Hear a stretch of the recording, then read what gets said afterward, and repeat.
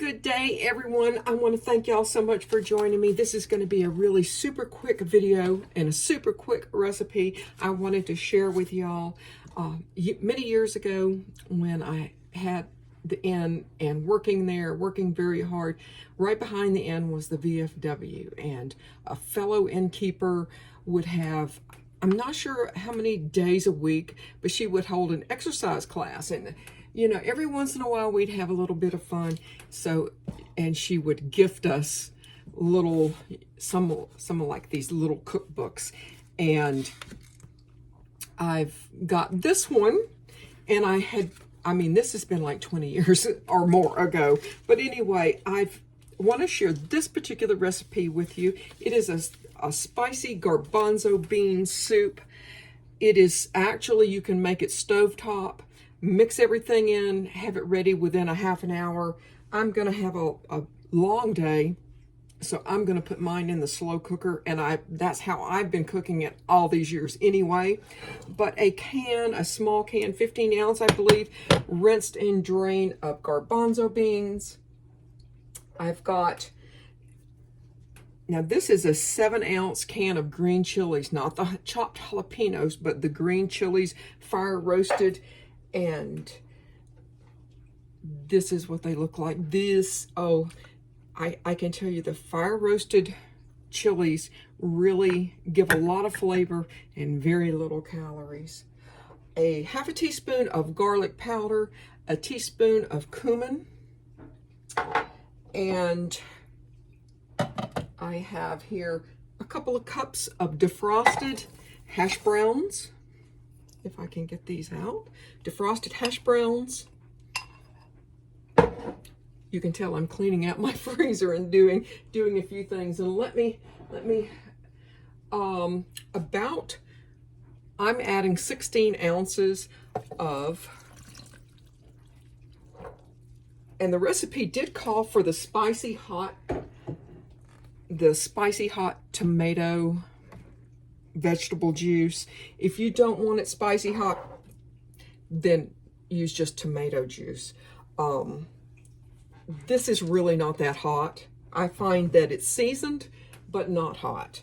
And what else are we going to add here? We're going to add a cup and a half of water. And I'm going to set this on high and let this go. I'm going to check it. I don't want it to turn into, especially the potatoes, into blah. So I'm gonna allow this to cook on high for probably about 3 hours, turn it to low until it's dinner time, 8 hours later. Great recipe, and I will show you how I garnish when I get there. I wanted to add too that if you felt so compelled, if you wanted to add chicken stock instead of water, or vegetable stock instead of water, that's totally fine too. So this has been bubbling away. It is still on high. This is, gosh, lunchtime. So this is probably about 5 or 6 hours. And it looks really, really good. It doesn't seem to me like the potatoes are, breaking up, but I am going to go ahead and put it on low. And I think if you have like an extra serving kicking around in your fridge, if you have like some canned corn or frozen corn, that would be good in here too. Although I think if you added corn, it probably would add to the calorie count and probably the sodium count. And I'm going to give y'all calorie counts, measurements, and the whole thing. So I've already measured this up. This is, oh my goodness, so delicious. This is 1 1/3 of a cup.